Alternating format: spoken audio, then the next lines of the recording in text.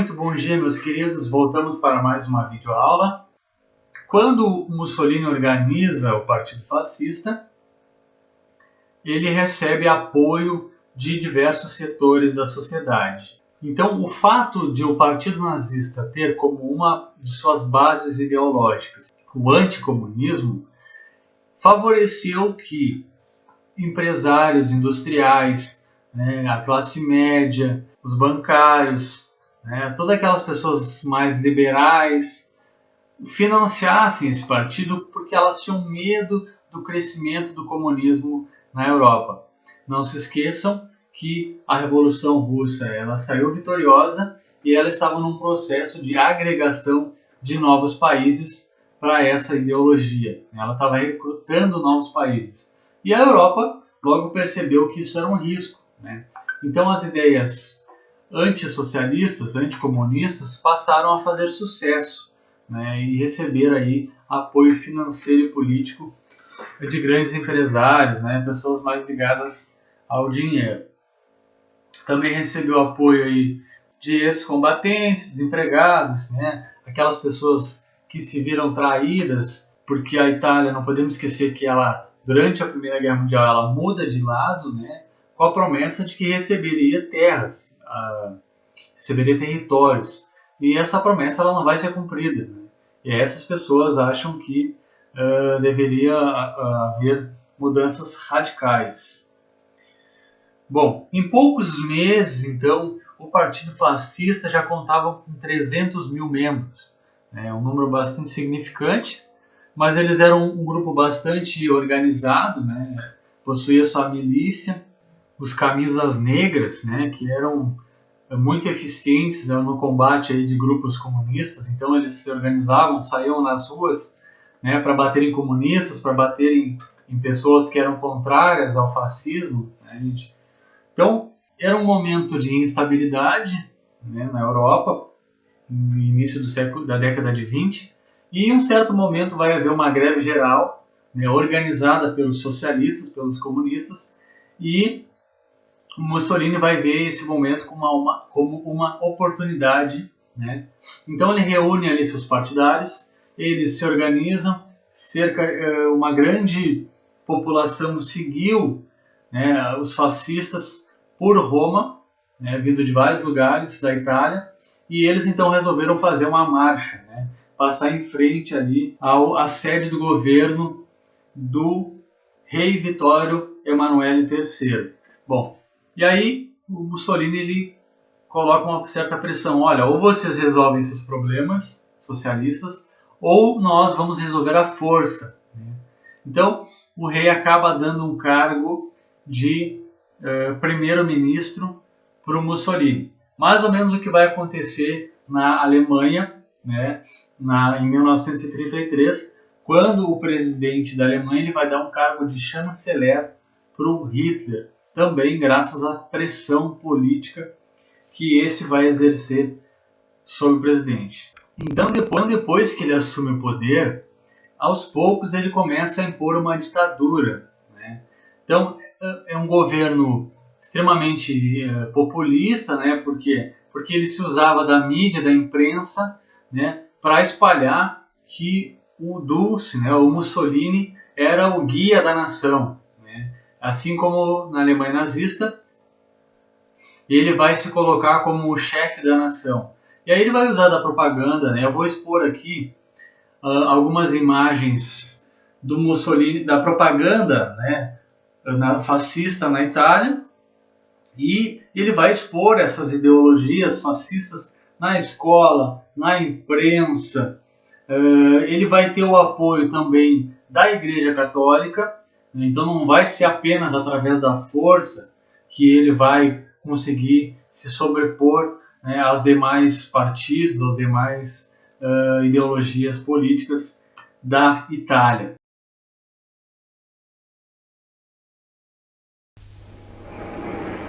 Una giornata di indimenticabile entusiasmo nell'Agro Redento.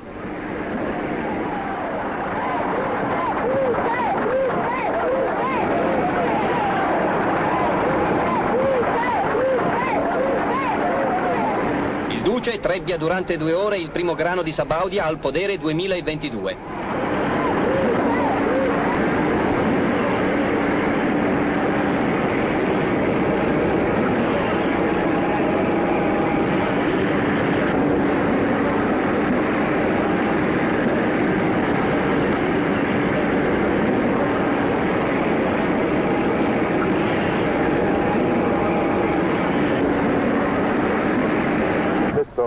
È il modello del lavoro.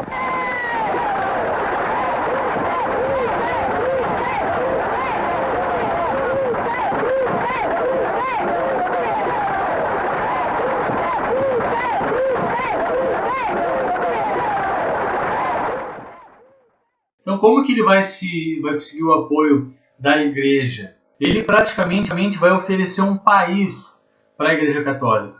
Como que isso funciona? Sabe o Vaticano? Né? É o menor país do mundo. Ele fica dentro de Roma.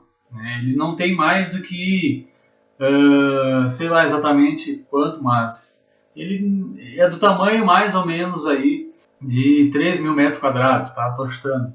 É o menor país do mundo. Então, Mussolini ofereceu total independência à Igreja Católica dentro de Roma. Né? Então, o Estado do Vaticano foi oferecido por Mussolini ao Papa Pio XI, né? E em troca, a Igreja Católica reconhecia o governo fascista como o governo italiano. Tá, gente? Então, as crianças elas já tinham contato com os ideais fascistas já na escola. Tá, gente? Então, a escola da Itália fascista ensinavam, além das matérias tradicionais, temas como a vida de Mussolini e suas grandezas. Né?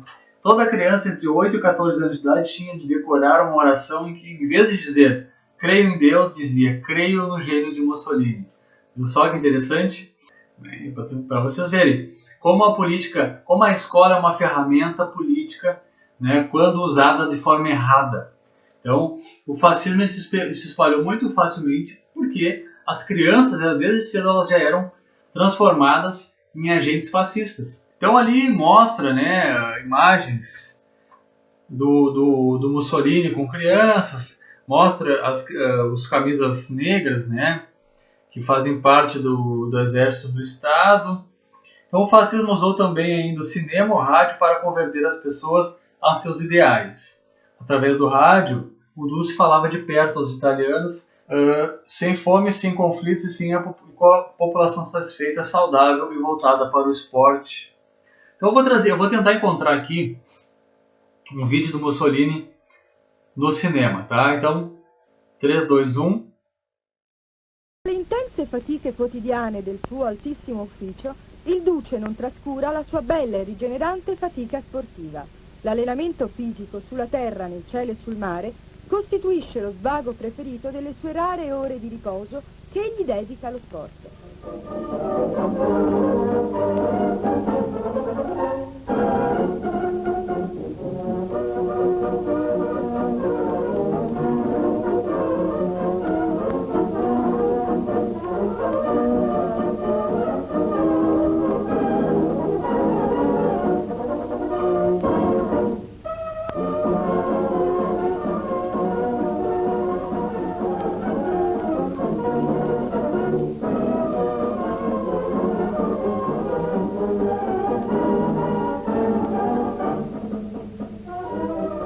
Particolarmente alta è poi la sua fedeltà al mare, che egli non dimentica neppure in questo periodo di primi rigori autunnali.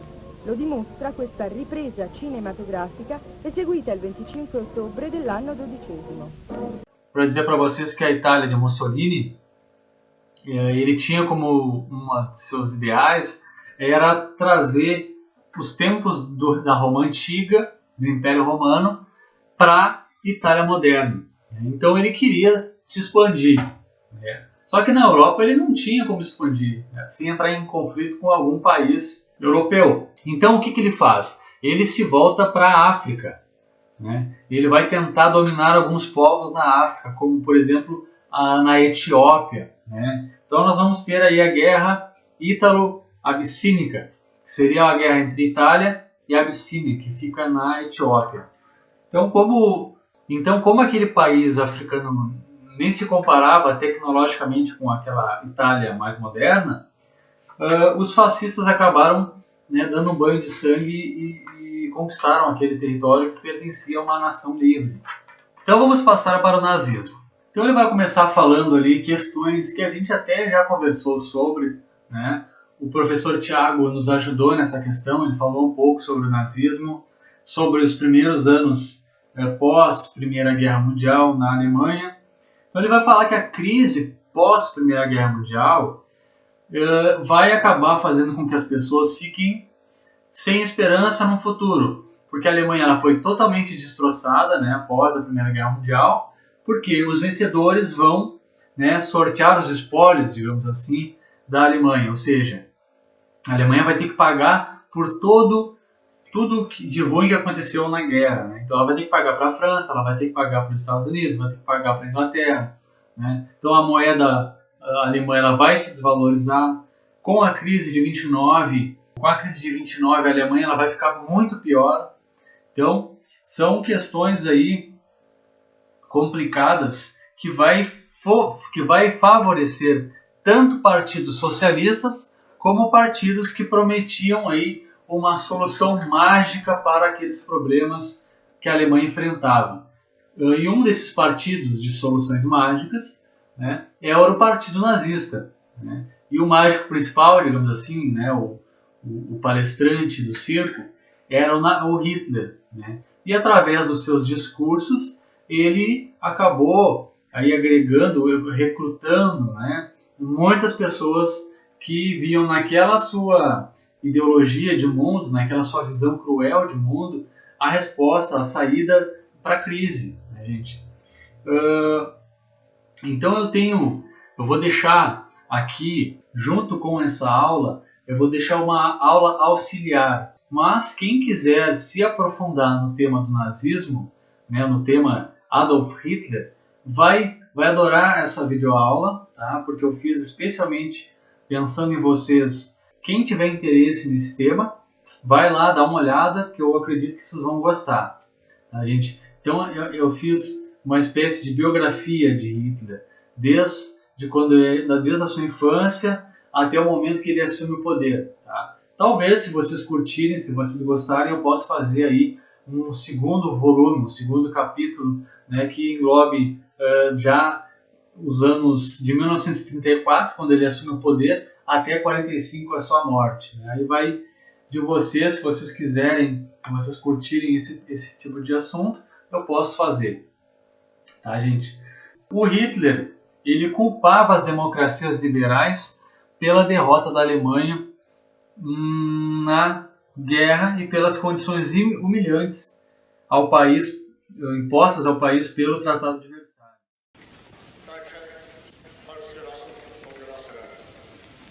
Am 30. Januar dieses Jahres wurde die neue Regierung der nationalen Konzentration gebildet.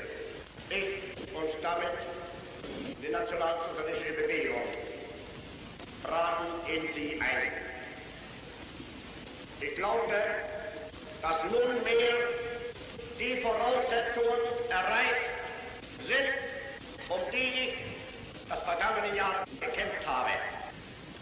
Als im Jahre 1918 der Krieg zu Ende ging, da war ich, wie viele Millionen andere Deutsche, schuldlos an Kriegsursachen, schuldlos am Kriegsbeginn, schuldlos an der Führung dieses Kampfes, aber ebenso schuldlos auch an der übrigen politischen Gestaltung des deutschen Lebens.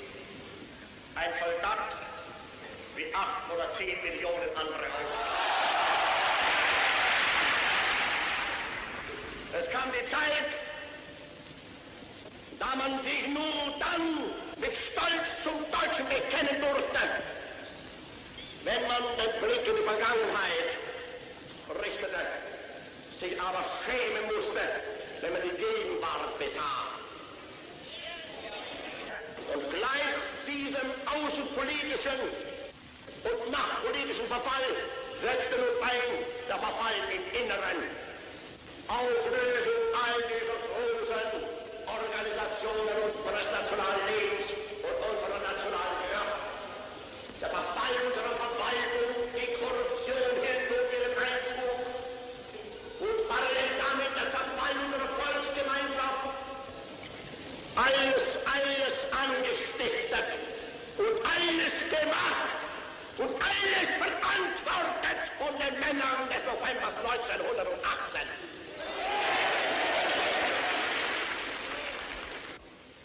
Und die Arbeitslosenarmee beginnt nun zu wachsen. 1, 2, 3 Millionen, 4 Millionen, 5 Millionen, 6 Millionen, 7 Millionen. Heute mögen es 7 bis 8 Millionen tatsächlich sein. Am 30. Januar die unterdes von 7 Mann zu 12 Millionen emporgewachsene Bewegung einzusetzen zur Rettung des deutschen Volkes. 14 Jahre nun gearbeitet habe, unentwegt und ohne jemals schwanken zu werden, am Aufbau dieser Bewegung. Und so wie es mir gelang, von 7 Mann zu diesen 12 Millionen zu kommen, so will ich und so wollen wir bauen und arbeiten an der Wiederaufrichtung unseres deutschen Volkes. Ele dizia também que o povo alemão era o mais afetado pela derrota na Guerra Mundial e estava entregue aos pontapés mundiais, né? O que fala o livro aqui, ou seja, o povo está sofrendo, né? O povo que não tinha culpa daquela guerra ter começado, né? O povo que foi jogado para a guerra para resolver aqueles problemas, muitas vezes sem saber o porquê, né, daquela guerra, voltou e estava enfrentando os problemas causados pela derrota e estava sendo todo dia, né, sendo afetado de alguma forma pelas consequências do Tratado de Versalhes, da derrota na guerra, dos criminosos de novembro de 1918, como ele adorava falar, né, se referindo aos caras que fizeram a rendição da Alemanha, as pessoas que assinaram a rendição. Tá? Bom, que mais?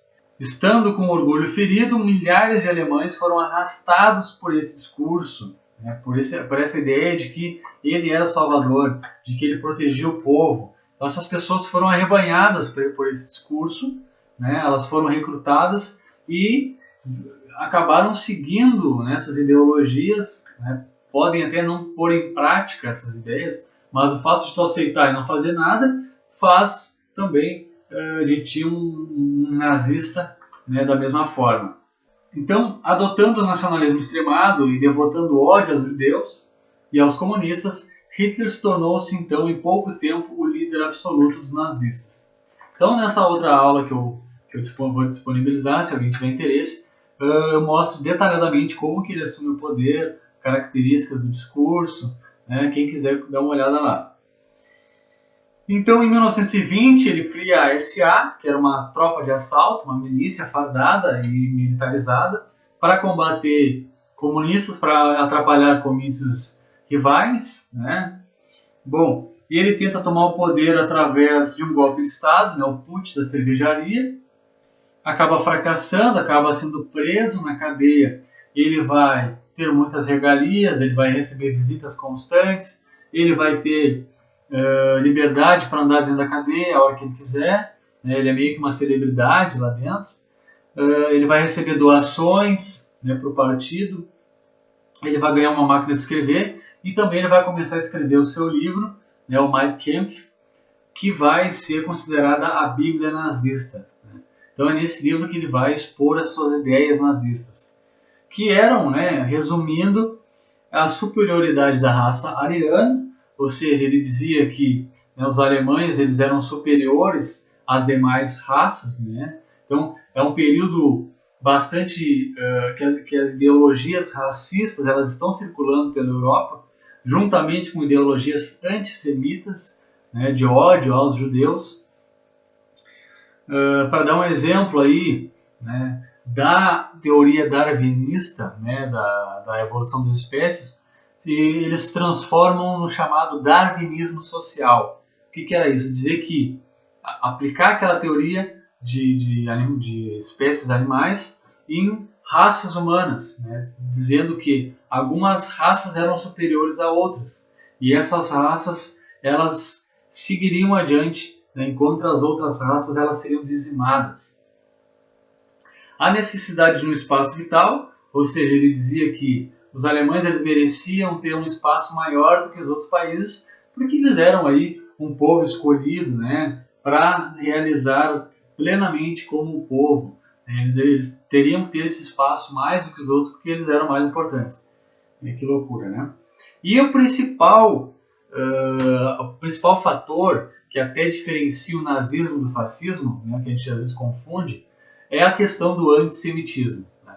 Então, um dos pilares do nazismo é o antissemitismo, é o ódio aos judeus, é o combate aos judeus. Né? Ele passa de ódio ao fato físico, né, a pôr em prática esse antissemitismo, disseminando, né, todos os judeus que ele encontrava pela frente. Né? Então depois se cria os campos de concentração, os guetos, né? E aí esse é o assunto para mais adiante.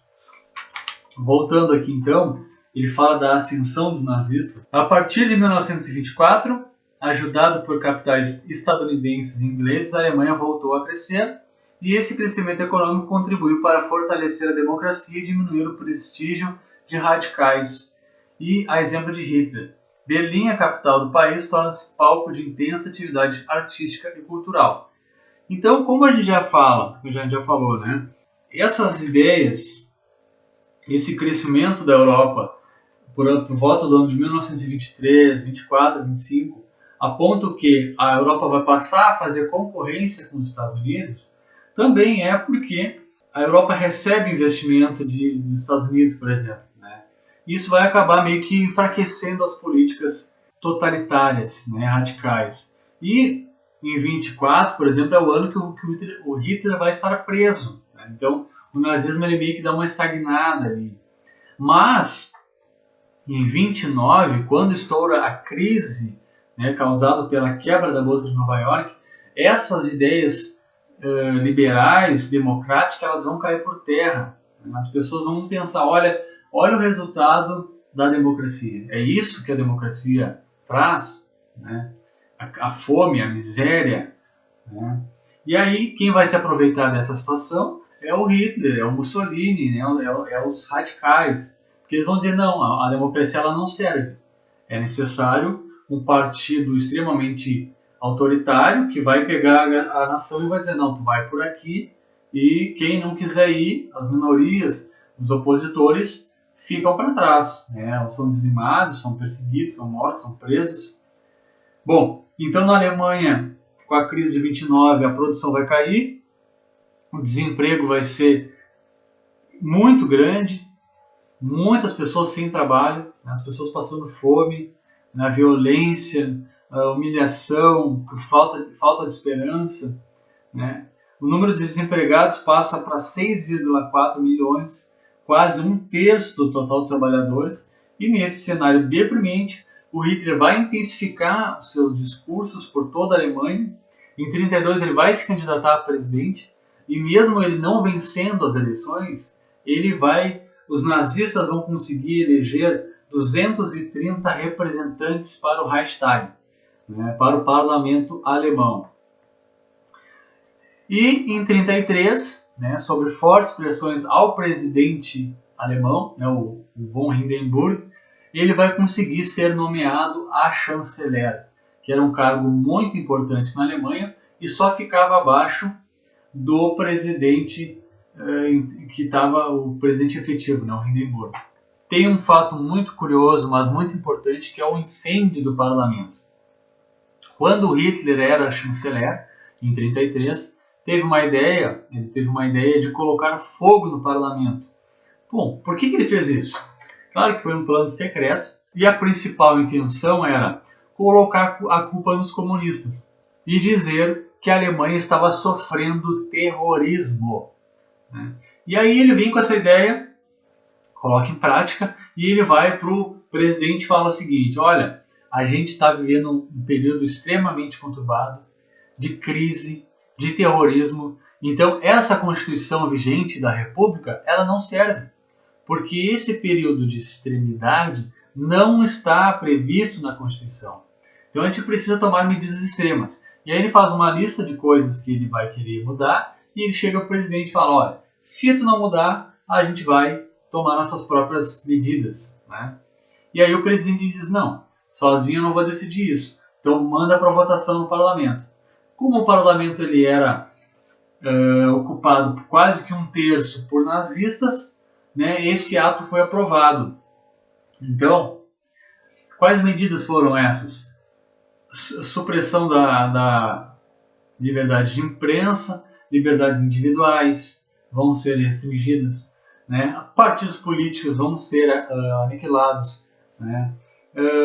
As pessoas não têm direito à privacidade de telefone, né? Cartas. Vai começar a perseguição a judeus, perseguição sistemática a judeus, né? Então ele fala aqui, ó, os nazistas obtiveram quase 44% no total de votos nas eleições anteriores. Então eles conseguiram aí 44% das eleições, quase metade do parlamento, né?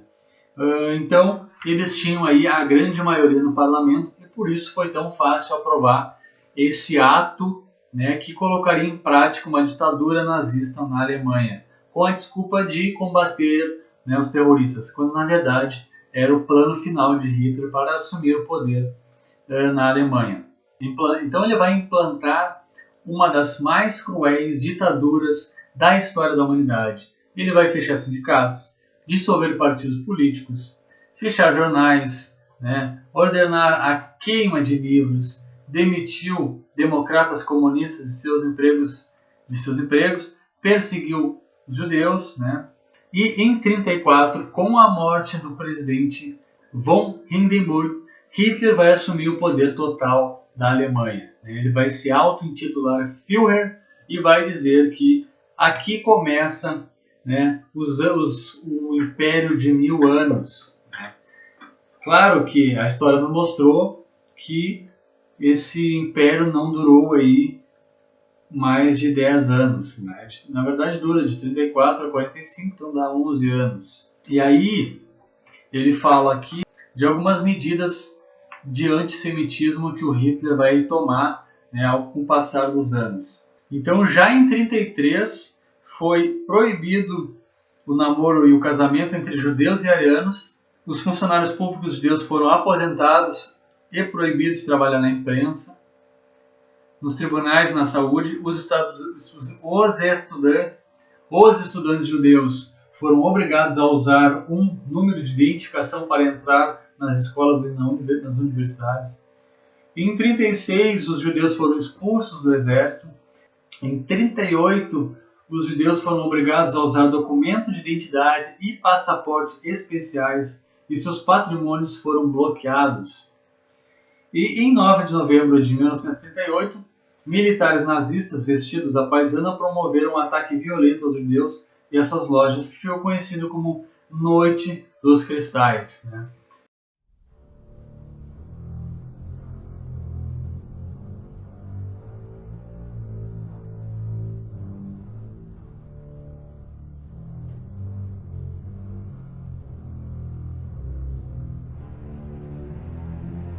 Que é um ponto marcante aí da história nazista, onde eles vão destruir muitas lojas, né? Eu vou expor aqui algumas fotos desse atentado aí a lojas, a estabelecimentos judeus, né, na Alemanha, e é um marcante também, declarando guerra aí aos judeus, né, pela sua cultura. E também nessa noite foram incendiadas várias sinagogas, que é o principal, que é o símbolo, né, judaico, que é a igreja judaica, né, as sinagogas.